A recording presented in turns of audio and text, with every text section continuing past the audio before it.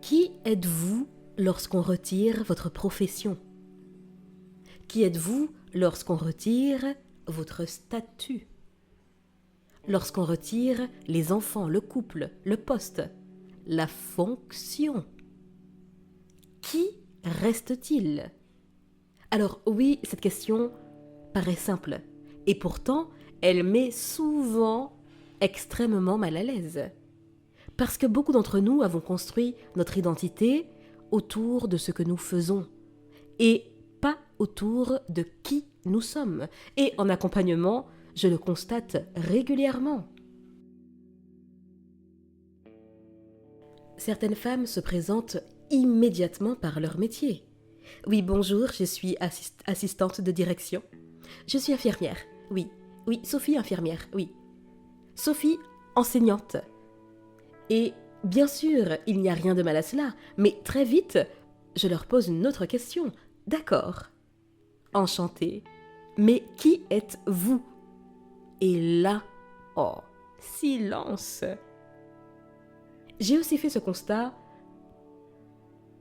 pour des femmes qui se définissent par leur statut familial. Oui, bonjour, je suis X, maman solo. Oui, d'accord, mais qui êtes-vous? Parce que pendant des années, elles ont été occupées à remplir des rôles, à répondre aux attentes des autres, à être utiles, efficaces, responsables. Mais rarement à se demander ce qu'elles désirent réellement. Il y a quelques mois, une cliente est arrivée en séance complètement perdue. Elle venait de quitter un poste qu'elle occupait depuis, une dizaine d'années.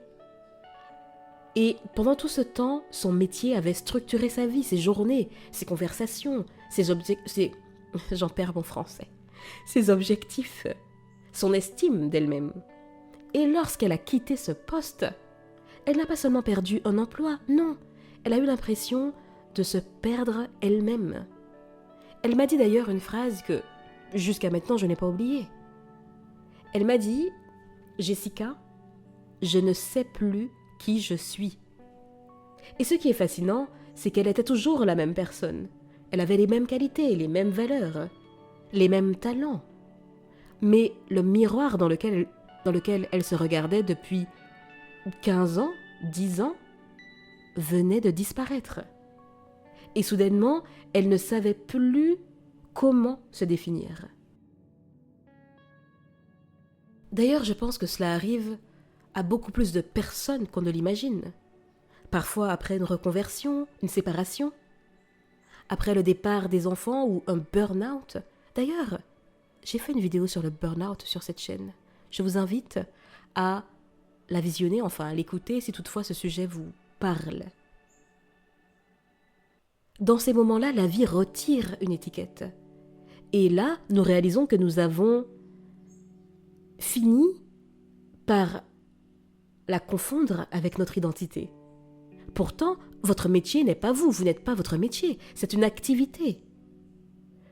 Vous n'êtes pas votre situation familiale. La femme de, la fille de, la maman de, non. C'est une partie de votre vie.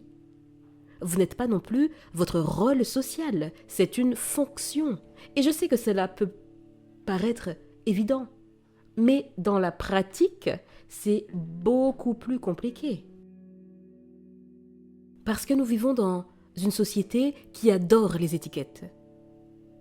D'ailleurs, lorsque vous rencontrez quelqu'un pour la première fois, quelle est souvent la deuxième question qu'on pose? Ah ouais, Ernesta, enchantée. Et sinon, vous faites quoi dans la vie? Vous voyez? Parfois, ça sera demandé de manière un peu plus subtile. Ah ouais, Ernesta donc, enchantée. Et sinon, vous êtes dans quel domaine? Vous voyez? Parce que souvent, les personnes qui posent ces questions savent que ce n'est pas toujours bienvenu. Mais, même s'ils empruntent d'autres chemins, la question est la même. Et c'est rarement « Ah ouais, Ernesta, mais sinon, qu'est-ce qui te passionne dans la vie? Qu'est-ce qui t'anime? Quelles sont tes valeurs ?» Non. On demande ce que vous faites, comme si votre valeur était résumée par votre activité professionnelle. Alors, forcément, beaucoup de personnes finissent par y croire. Elles commencent à mesurer leur valeur à travers leur productivité, à travers leur réussite, leur statut. Et lorsqu'un seul de ces éléments vacille, eh bien, leur confiance vacille aussi. Vous voyez, c'est un peu comme un arbre. Un arbre magnifique. Le métier représente une branche. Le couple représente une branche. Les enfants, une autre, et puis les projets, une autre. Mes chers amis, vous n'êtes pas les branches, vous êtes l'arbre. Et lorsqu'une branche disparaît, eh ben, l'arbre reste vivant, hein? Il continue d'exister.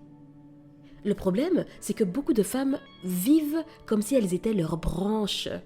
Elles oublient leurs racines, elles oublient ce qui les constitue profondément. Leur courage, leur sensibilité, leur créativité, leur capacité à aimer, à apprendre, leur résilience. Toutes ces choses qui existent indépendamment de leur profession ou de leur statut. Et là, je pense particulièrement aux mères. Certaines consacrent 20 ans à leurs enfants, avec amour, avec dévouement, avec une énergie incroyable. Parenthèse rapide, certaines. Je ferme la parenthèse. Et puis un jour, les enfants grandissent. Et puis ils partent, comme ils sont censés le faire. Et certaines femmes se retrouvent face à une question vertigineuse. Laquelle ? Et maintenant ? Parce qu'elles ont été mamans pendant si longtemps qu'elles ont oublié qu'elles étaient aussi autre chose. Et attention, je ne dis pas cela avec jugement, hein. Non, non, non, au contraire. Je trouve cela profondément humain. Nous investissons nos rôles parce qu'ils comptent, parce qu'ils ont du sens, mais il devient dangereux de s'y réduire complètement, parce que la vie, cher ami, la vie change. Les métiers changent, les relations changent. Les situations changent, les enfants grandissent, les entreprises évoluent et parfois elles ferment. Les carrières se transforment. Et vous aussi d'ailleurs, vous changez. Et si toute votre identité repose sur quelque chose qui peut disparaître, alors vous risquez de vivre chaque changement comme une catastrophe. C'est aussi pour cela que certaines transformations paraissent si difficiles, puisqu'elles nous obligent à répondre à une question que nous avons parfois évitée pendant des années. Mais on ne peut pas fuir ad vitam aeternam, hein. Il y a un moment où il faut affronter ce qu'on a tendance à fuir. Et cette question, c'est « Qui suis-je vraiment ?» Pas ce que je fais, ce que je produis, ce que j'apporte aux autres. Non. Qui suis-je ? Point. Et je vais vous partager quelque chose qui souvent rassure mes clientes. Vous n'avez pas besoin de connaître immédiatement la réponse. Il vous faut simplement suffisamment de curiosité pour commencer à explorer. Qu'est-ce qui vous fait vibrer ? Qu'est-ce qui vous met en colère ? Qu'est-ce qui vous donne de l'énergie ? Quelles sont les valeurs que vous refusez de négocier ? Quels sont les sujets de conversation qui vous passionnent ? Et quels sont ceux qui vous épuisent ? Quels sont les rêves que vous avez rangés dans un tiroir parce que vous étiez trop occupé à être raisonnable ? Parce qu'au fond, c'est là que vous commencez à vous retrouver vraiment, hein, pas dans les étiquettes ni dans les rôles, mais dans ce qui demeure lorsque tout le reste change. Et je crois que c'est l'une des plus belles choses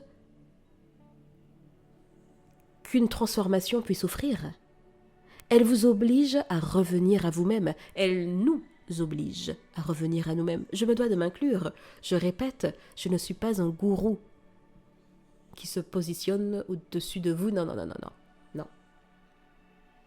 Dans la prochaine vidéo, nous allons parler d'un phénomène qui surprend énormément de femmes. Pourquoi certaines personnes semblent s'éloigner lorsque vous commencez à évoluer?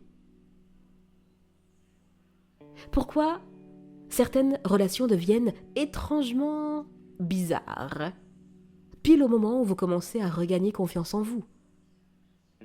Et pourquoi cela ne signifie pas forcément ce que vous croyez? Parce que lorsqu'une femme change, ce n'est pas seulement sa vie qui se transforme. C'est souvent, tout son environnement. Chers amis, je vous dis à bientôt et d'ici là, imposez-vous!